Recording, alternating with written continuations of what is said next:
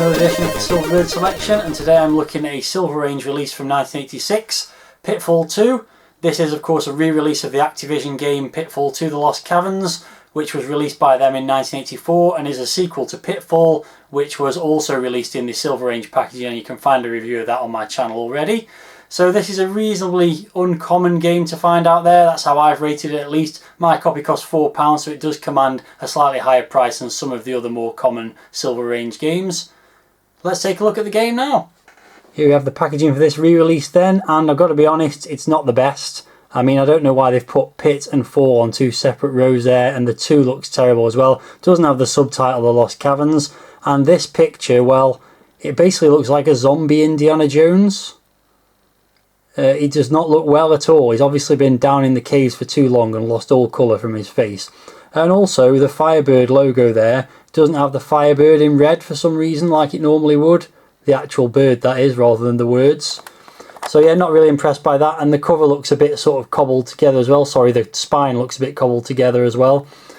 And the back cover, well, you've got the usual 2 screenshots of Pitfall 2, obviously. Again, that Firebird logo doesn't have the bird in the red. And it says, travel through the treacherous caverns and deadly danger to untold wealth. But yeah, that's really kind of washed out looking is the best way to describe it, I think. And moving inside, we've got the usual stuff that we've always seen on these other Silver Range releases. So the list of games, which oddly doesn't have Pitfall 1 on it, which it seems a bit strange. Surely they released Pitfall 1 before Pitfall 2. Who knows? You've got the mail order page and then the instructions. Pitfall 2, copyright 1986, David Crane. That's a bit strange because the game was released in 1984. I guess they've just put the 86 because that's when this release came out. And it says, you're Pitfall Harry and you must travel through the treacherous caverns beneath Peru in search of your niece Rhonda, the cursed Raj Diamond, and Quick Claw the cat, and avoid the deadly perils that wait for you in Pitfall 2. Strange, I think we know we're playing Pitfall 2 by then. So then you've got loading instructions, and the gameplay instructions just got the joystick control, and it says there's no time limit, tells you about what happens when you die, things about getting balloons, and it goes on to say a perfect score is 199,000, which means that you must collect all 28 gold bars, Rhonda, the Raj Diamond, Quick Claw the cat, and the Stone Age rat, which can only be subdued from behind, and never fall victim to a single danger. I can tell you now, that's not going to happen when I play this game. Here's the loading screen for the game then, and it's a typical thing that we've seen from many of these Activision re-releases on Firebird. So you've got the Firebird logo, the nice big Activision logo in the middle, and then the name of the game at the bottom, which in this case is obviously Pitfall 2, and then these warnings about removing your sort of cheat carts like the Action Replay 3, the Fast Load cart, and I think it's the Freeze Frame 4, the FF4 stands for. So as I said, we've seen these before. They're pretty nice additions to the Firebird releases, exclusive to these releases obviously because they've got the Firebird logo on. Nothing spectacular, but a nice touch. So the game is loaded up, and here's the title screen. If you can call it that, you don't really get a title screen in game. What you get is a rolling demo of the game in the background, which you can see, and then some information in the bottom left corner, the name of the game. That's then followed by who created it and converted it to the Commodore 64, David Crane and Tim Shotter respectively, and some copyright information. And that's about it. You get the nice Activision logo, which you see on many of these early Activision games, and like those games, not much else in the way of presentation. There's no high score table or anything like that. You can see the score at the top, and that will change obviously as the game goes on. That goes without saying really. So yeah, no music or anything like that on the title screen either. So let's get on and play the game. So the game starts, and as you can see, you're Pitfall Harry, starting in a similar looking location to the original game, standing on a red cross. Those red crosses are significant because they're checkpoints effectively. Every time you get hit by an enemy, you don't die, you get sent back to the last checkpoint. It's impossible to die in this game. That can be a good and a bad thing, as we'll get onto in due course. But yeah, every time you hit an enemy of any kind, then you will get sent back to the last one of those crosses that you touched. Now on this opening screen you can see a few things. There's like a big rat underneath here. I don't know if it's a rat or a cat, I'm not entirely sure, but that's one of several characters or things that you'll encounter throughout the game, although I will never get to see that because I don't know my way through the levels well enough to do so.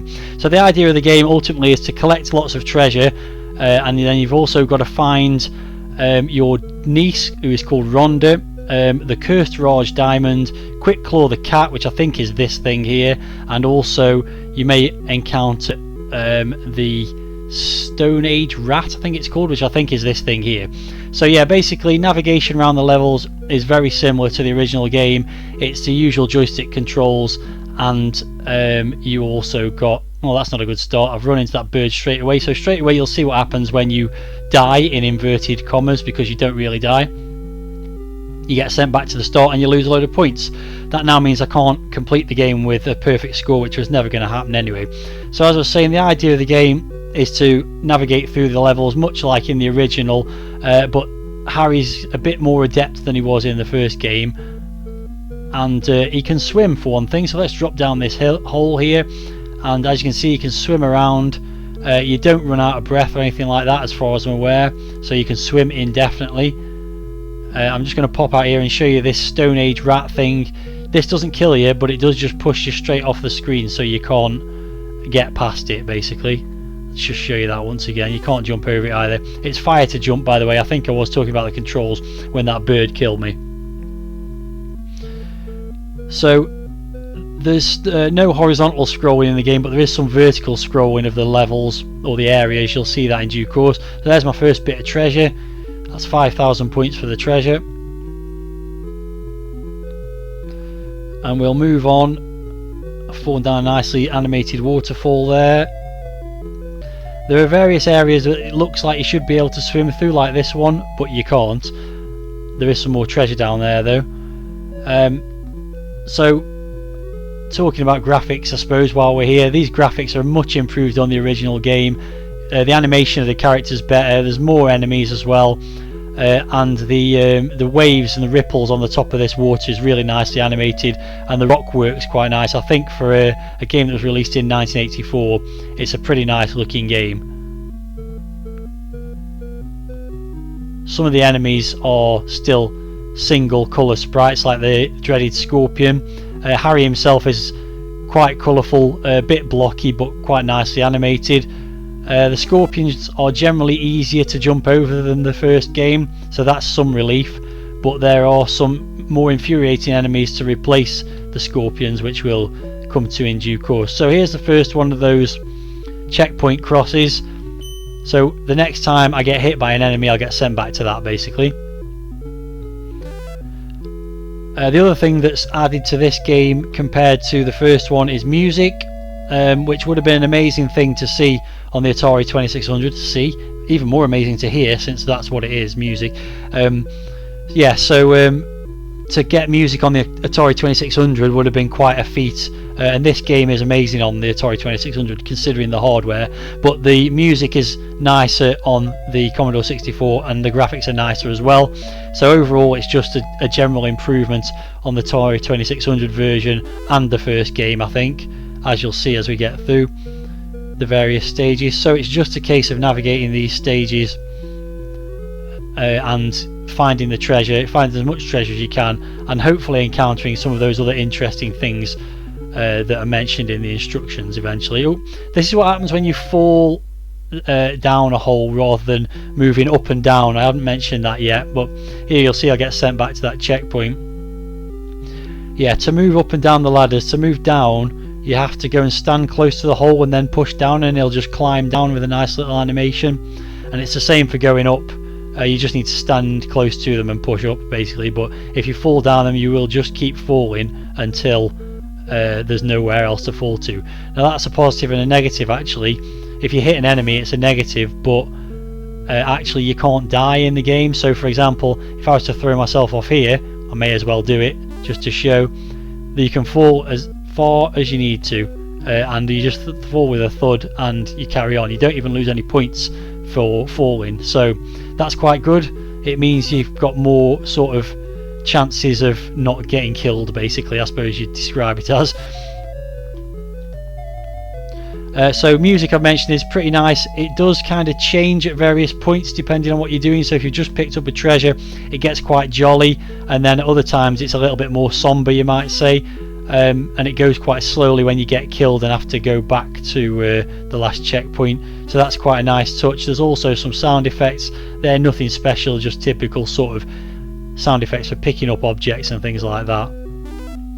The bats, I don't think you can walk underneath them. If you can, then it's a very difficult thing to do. I always get hit by the bats trying to walk underneath, so they're better avoided.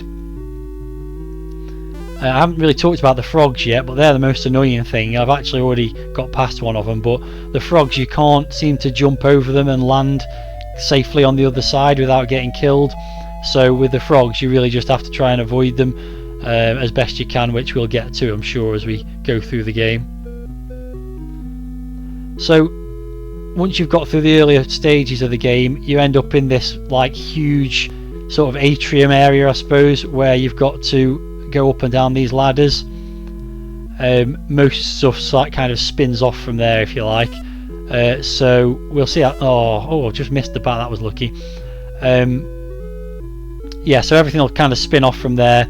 As you can see, you go to various places and you can't get any further. You can't get past this rock, for example. You just get stuck there, and will actually rebound off it.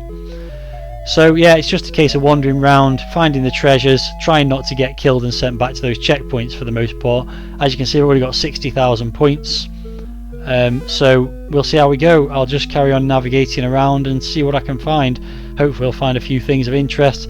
I'm reasonably familiar with the game, having played it a few times, but I've never really played it to completion anywhere near on any system, so I'm not going to find everything, but hopefully I can find a few things.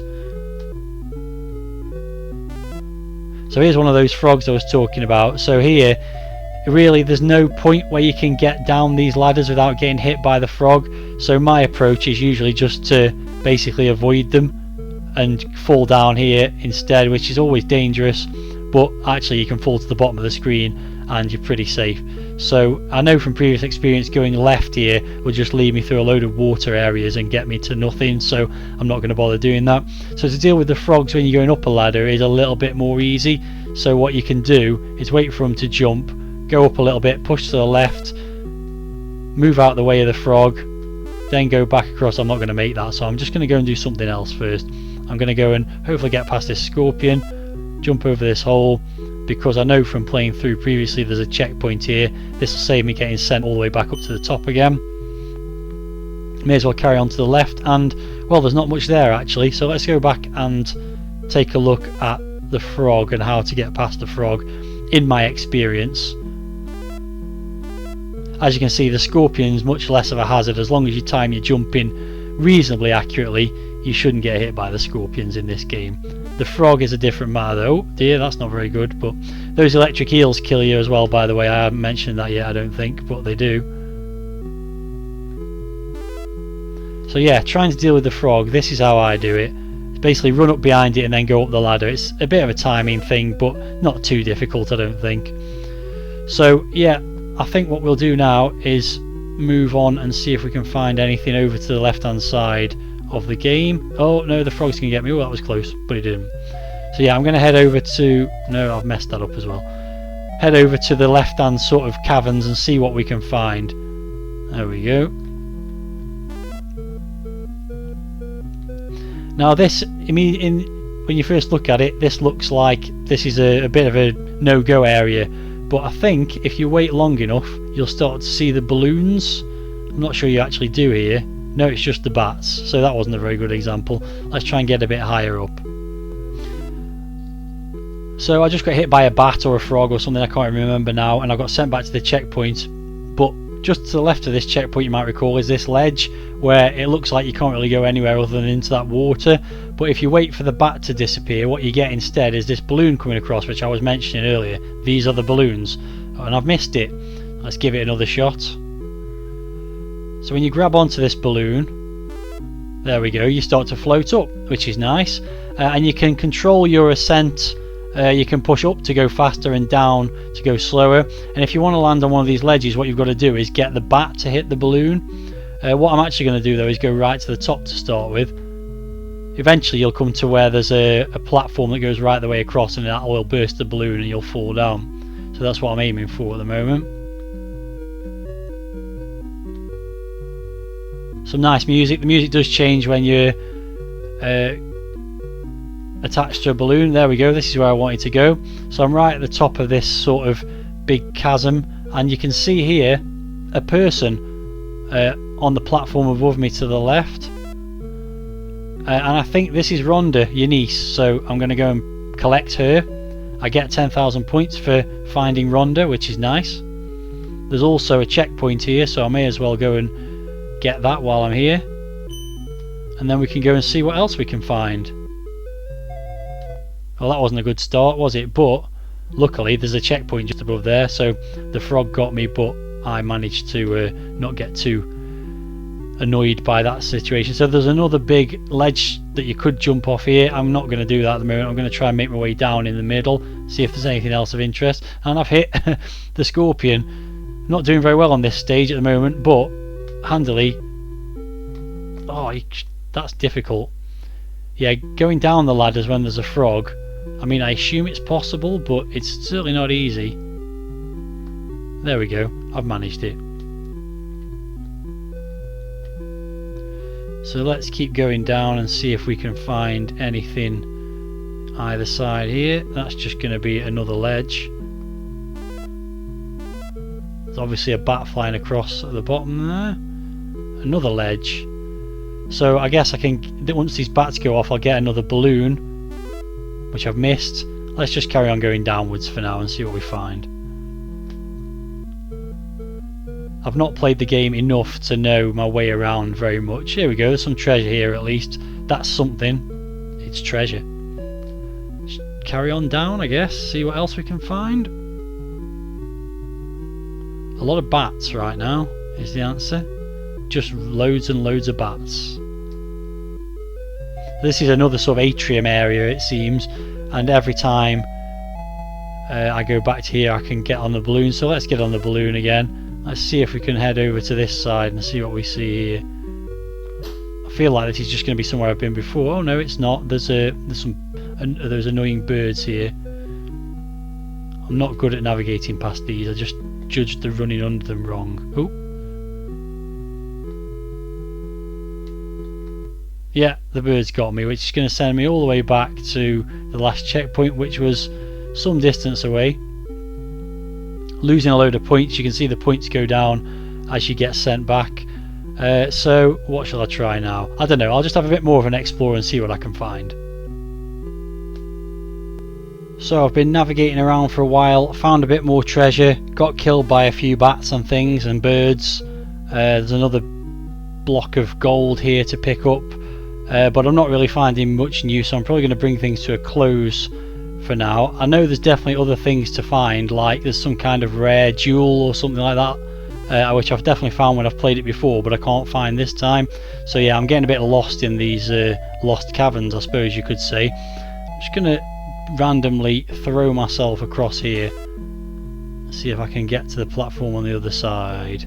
It's not going to work though. I'm going to bounce back. Nope, this is not looking good now.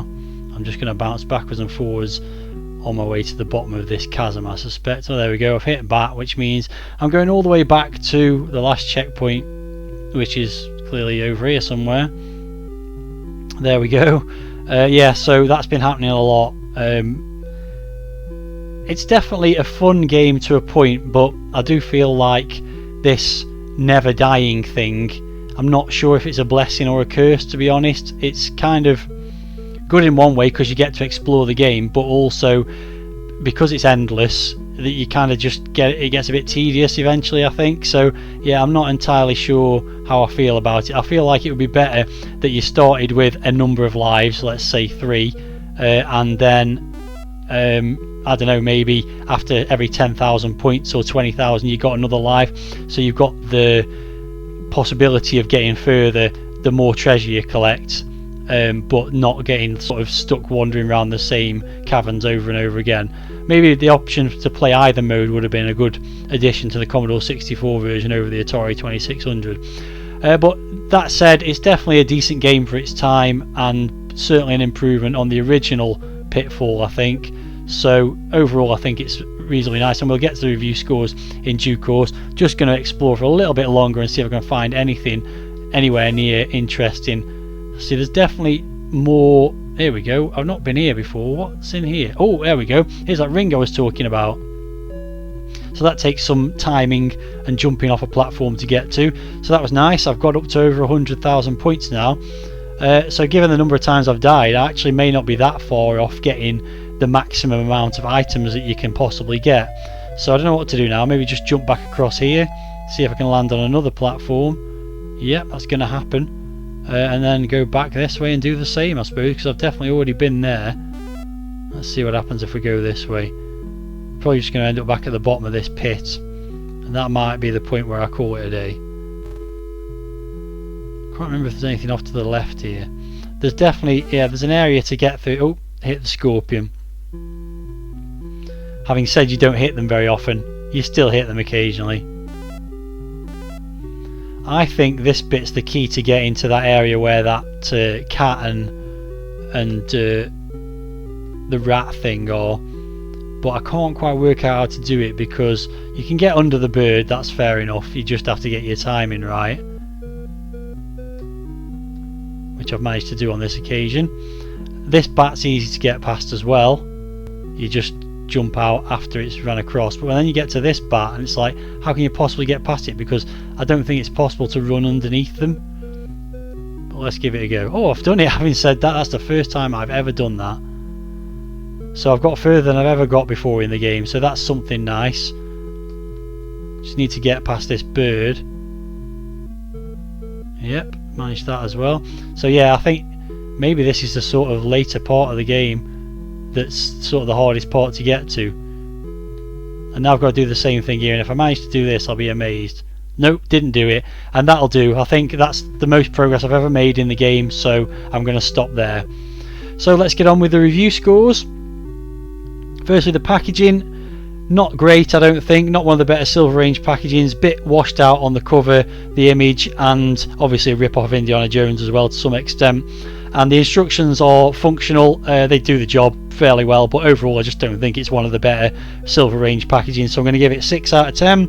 Presentation, well, you've got the loading screen, which is okay, and you've got the title screen, which is, you know, just that information in the bottom left corner. The rolling demo is a nice touch just to give you a flavour of what's in store in the game, but overall it's nothing to write home about. I'm going to give that 5 out of 10. Graphics, as I've mentioned, are pretty nice for the era. For 1984, you've got the nice detail on the rock work. The water's nice as well. Let's just remind ourselves about that by dropping through this hole. That sort of white sort of foam on the water there, or whatever you want to call it, that's nicely done, and the sort of undulation of the water is nice. These rocks at the bottom are nice. The animation of the main sprite's pretty cool. The enemies are a bit hit and miss. The birds are quite nicely coloured and animated. The rest of the enemies are a bit boring, but the frogs are nicely animated as well. So overall I think the graphics are great for the time. Not for sort of 1988 era Commodore 64, but for 1984 definitely some of the best graphics on offer at the time, so I'm going to give them a 7. Sound, well, the tune, I do like the fact that it sort of changes depending on what you're doing in the game, but it does get a bit repetitive and boring. The sound effects are pretty decent as well, but nothing really to write home about, just okay for the time, so I'm going to give the sound a 6. And finally, the playability, as I've just mentioned, the exploration side of it is great to a point, but then it does just make it a bit tedious, and I do wonder if it would have been better just to have a certain number of lives. But it's a nice touch, and if you wanted a game where you can just explore endlessly, then this is probably one of the earliest examples of it, so good on them for that, I suppose. It's definitely a massive improvement over the first game. It's much more fun to play. There's a lot more exploration to do without like quick easy deaths like from getting hit by scorpions and things like that. So overall I think it's a well made game for its time, and I'm going to give it a 7 out of 10 for playability.